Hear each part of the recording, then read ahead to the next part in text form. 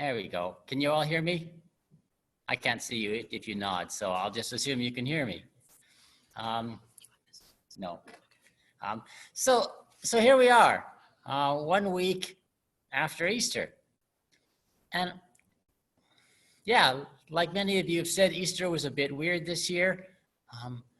But what usually happens, especially in pastors' homes, but I'm guessing with others of you, is there's sort of a post-Easter crash. And that we've been leading up and up and up to Easter and to the glorious resurrection, and then what? And in a lot of ways, our passages are really good for thinking about exactly that problem this morning. And we've been singing also about sort of this aspect of faith that is called doubt. That, because we know Easter is all about this proclamation of the resurrection, but then comes Monday. And what happens on Monday after the resurrection? So anyway, we started in Psalm chapter 16 this morning, which is one of those really confident Psalms. It's one of those Psalms that I always think of as both true and dangerous at the same time. It starts out as a request for protection from God, but the rest of it is, like I said, it's very confident. It's sort of the psalm of a successful person, right? The Lord is my chosen portion and my cup. The boundary lines have fallen for me in pleasant places. I have a goodly heritage, right? And it's a dangerous psalm because sometimes this psalm, and especially this verse, is used to say this is the way all of us followers of God should be. And this is how you can tell you're a true follower of God, is that you have succeeded in this way. And if you can say this, then obviously you're a good Christian. And if you can't say this, well, then you've done something wrong. And so that's the dark side. That's the shadow side of this psalm. But we also need to recognize that some of us, right, can pray this, and all of us can pray this some of the time, right? Because there are good times. There are times when life is going well, and we can say, yes, God has been good, and we need to be able to rejoice. We need to remember that our faith doesn't need to be masochistic.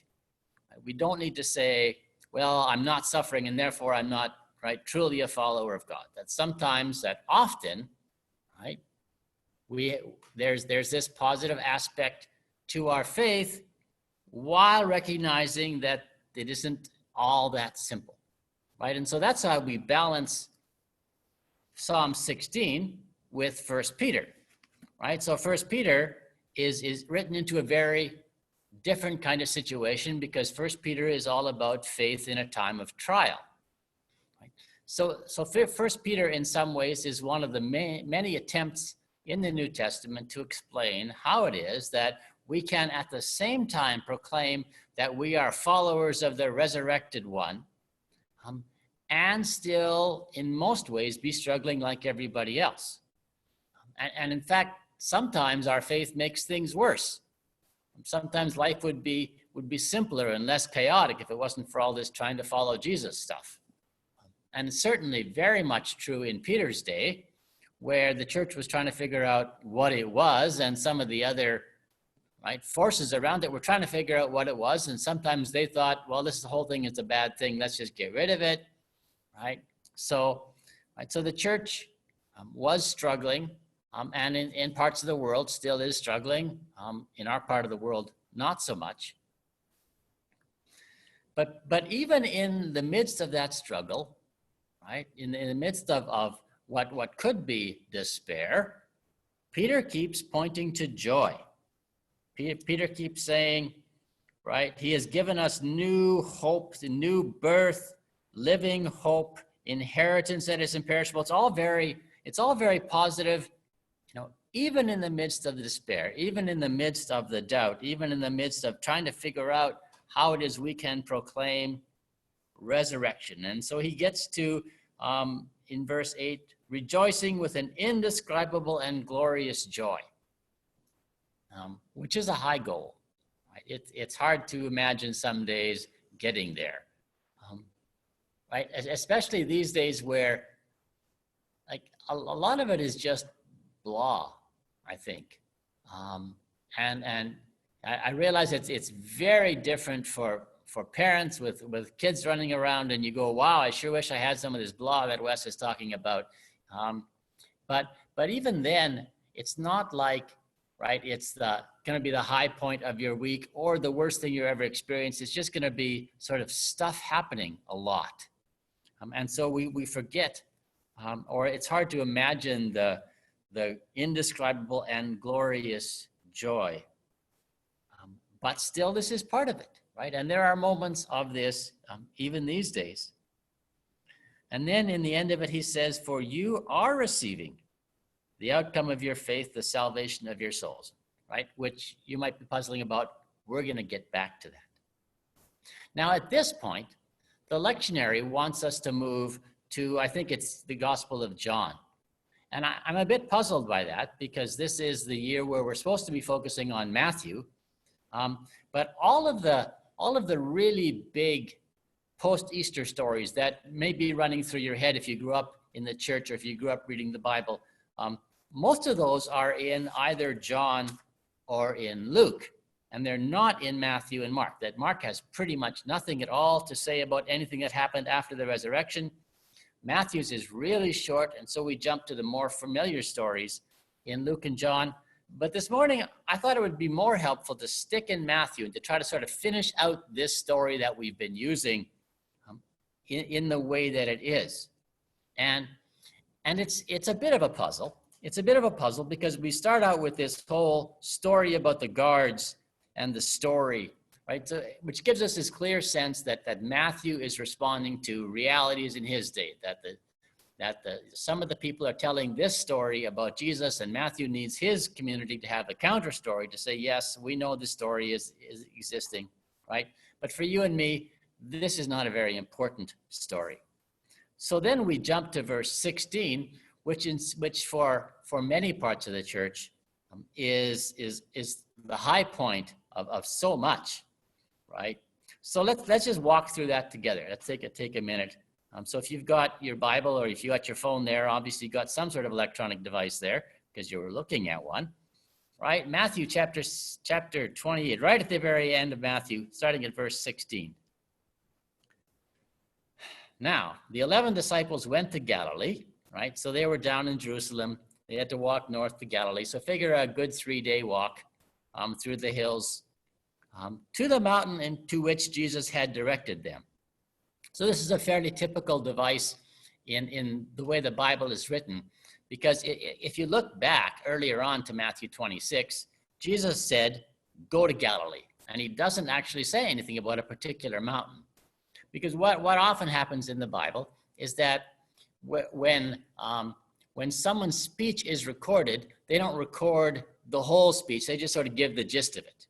Right? So the gist of Jesus' message to the disciple was go to Galilee. But later on, we learn that he didn't actually say just go to Galilee. It'd be sort of like, go to West Virginia, I'll meet you there. And if you said that to somebody, they might wonder about you because it's an awfully big place. And, even if you went to say, go up on the hill in West Virginia, right? I mean, if you were in Kansas and you said, go up on the hill, well, there's probably only like one hill in Kansas, so you'd know. But here, if you're going to go to the hill in West Virginia, right? So clearly there must have been some kind of more specific instructions.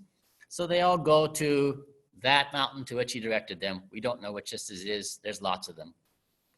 And when they saw him, they worshiped him, but some doubted. In some ways, this is one of my favorite verses in all of Matthew, just because it's worth just stopping and looking and sort of seeing this in your head. That imagine you're one of the disciples, and Easter has happened, and here you are on the mountain where somebody told you that Jesus said that he's going to meet you here, and there he is. And you doubt. Even then, right, there you are, you have the message, you've been the disciple, you've been told the message, you are where you're supposed to be, there he is, and you doubt. Which means that whatever doubt you're dealing with now, there it is, right? This doubt, it's just part of the story.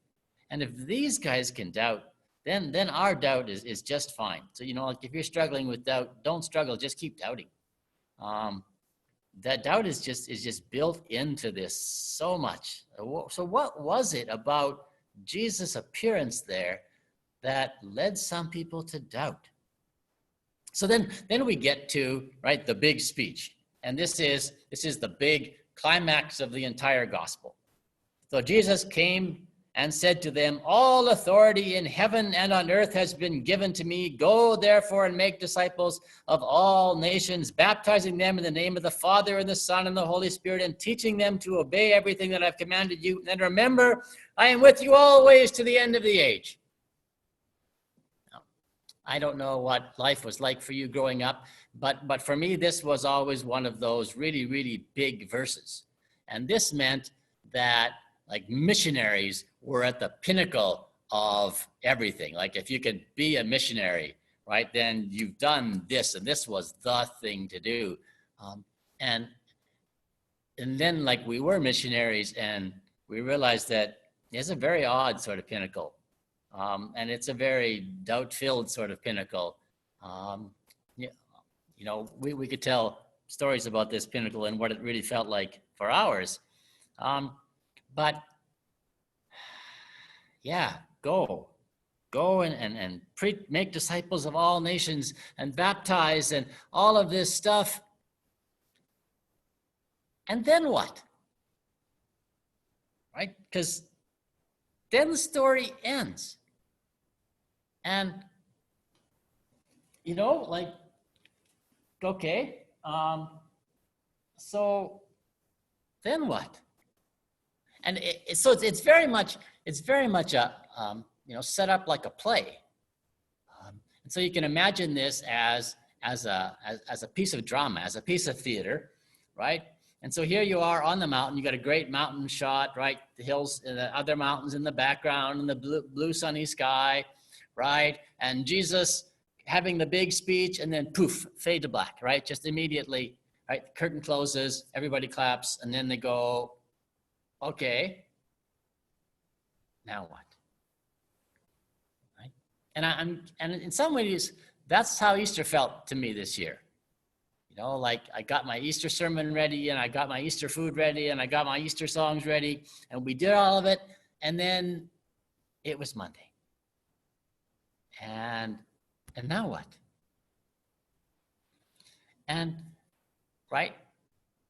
We like to go charging off the mountain and get to work, except that we're in a time where we're supposed to stay home. And I realize many of you have lots enough to do there, right?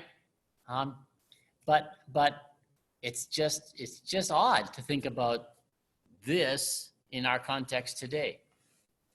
This week, Raina sent me a reflection, somebody else's reflection, on how traditionally in the church and in the Bible, right, it's the men who go charging off to all nations, because the reality is that somebody had to stay home and tend the garden and raise the kids and do all of those things, and so, which is why that in the Bible, God tends to come to the women where they are at home, and it's the men who go charging off up the mountain to go looking for God.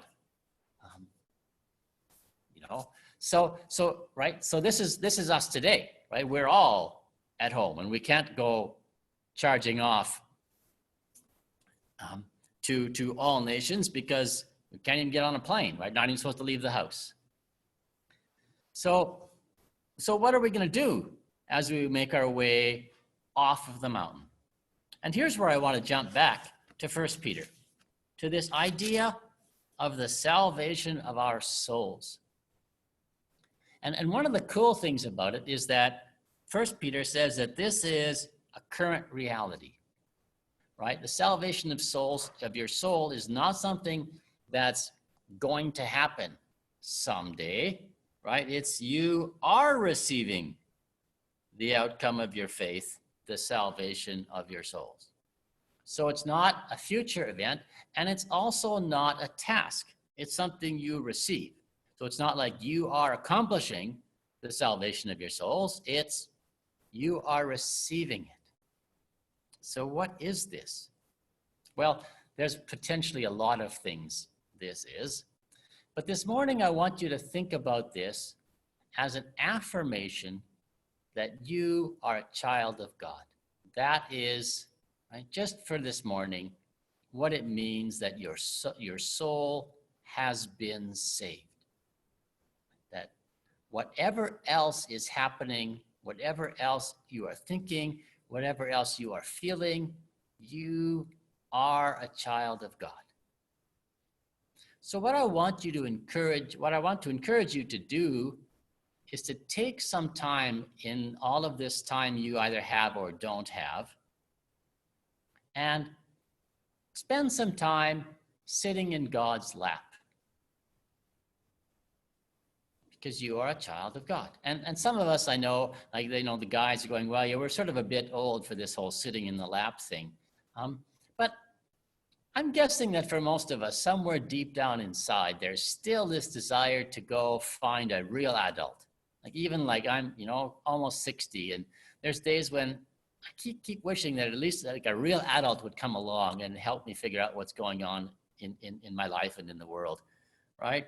And so, just this idea of going to sit on God's lap, and maybe it would be helpful for you if you'd create a little space somewhere in your house, and you'd call this space God's lap. Right? And I, like maybe it's just a big comfy chair without a television in front of it. Or maybe it's a place with pillows, right? And if you got kids, it'd be a place where you could take one of your kids and go and sit down and say, look, we just need to take some time. We're just going to sit in God's lap. And we're going to say, God, read us a story. Well, fortunately, we got a whole book full of stories, right? So we just, read a gospel, because there's lots of stories, because the gospels are just like all stories, or acts or stories. If you'd like more adventure in your stories, right, you need some more, blood and guts and gore, right? Well, you go to Judges, or you go to 1 Samuel. Lots of good blood and guts and gore stories in the Bible too. And so, if you need a story, if you need God to read you a story, right, sit in God's lap and have God read you a story. Or maybe you're not so much a story person, or you're not in a story mood. You need a poem. Well, we got a whole book full of poems too, right? And there's a whole bunch of them in the Psalms, right? And the Proverbs are sort of really short poems. But Ecclesiastes is a bunch of poems. So there's poems all over, right? If you want God to read you a poem, lots of poems. Or maybe you're not in the mood for a story or a poem. Maybe what you really want is like a puzzle. God, can we do a puzzle together? And the answer is yes, because there's all of these books in the Old Testament especially that we call the minor prophets, or even the major prophets, right? Isaiah, Jeremiah, Lamentations, Ezekiel, Daniel, Isaiah, Jonah, Obadiah, Jonah, all those guys, right? You flip open to one of those and you read 10 verses. And I'm guessing at the end of those 10 verses, you're going to go, what was that? And then you have a puzzle, right? And you've got a whole interweb in front of you, and you can figure out between the internet and the brain in your head, so like, what's going on here? What could possibly have been going on that somebody wrote this? And then once you've got that puzzle even partly figured out, you can also ask the question, so what does this say to me? Right? So we got all of these, we got this whole book and of course, lots of other stuff. So this is my invitation for you this week, to create a space in your house, in your room, right, in your life at least, and call it God's lap. And as regularly as you can manage it, go sit on God's lap, read a story, read a poem, do a puzzle. If you're feeling really brave, read some of Paul's letters and see if you can make sense of that. Or the book of Revelation. Ezekiel is always a blast, right? Daniel is as weird as it gets if you like your stuff a bit weirder. And just do that, and right, don't worry about your faith or your doubt. just sit in God's lap. Amen. So our last song